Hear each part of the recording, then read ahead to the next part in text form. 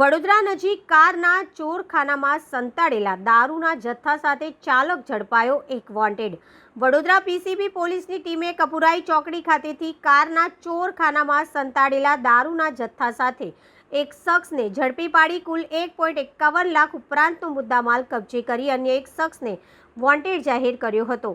PCB પોલીસની ટીમને ચોક્કસ માહિતી મળી હતી કે એક શખ્સ પોતાની કારમાં ઇંગ્લિશ દારૂનો જથ્થો ભરીને ડભોઈ ખાતેથી નીકળી કપુરાઈ ચોકડી થઈ વડોદરા જવાનો છે, જેના આધારે પોલીસે કપુરાઈ ચોકડી ખાતે વોચ ગોઠવી બાતમી મુજબની કાર પસાર થતાં તેને કોર્ડન કરી રોકી હતી। પોલીસની પ્રાથમિક પૂછતાછમાં કાર ચાલક રણજીતસિંહ ઉર્ફે પિન્ટુ જસવંતસિંહ જાદવ રહેઠાણ કડાચલા ગામ બોડેલી છોટાઉદેપુર હોવાનું બહાર આવ્યું હતું।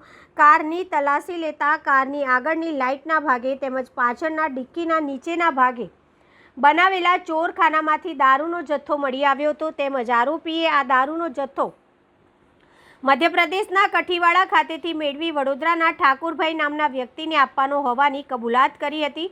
કપુરાઈ પોલીસે ₹45,900ની કિંમત ધરાવતી દારૂની 270 બોટલ, રોકડા 400, મોબાઈલ ફોન તથા કાર સહિત કુલ 1,51,300નો મુદ્દામાલ કબજે કરી ઠાકુરભાઈ નામના શખ્સને વોન્ટેડ જાહેર કરી કાર્યવાહી હાથ ધરી હતી।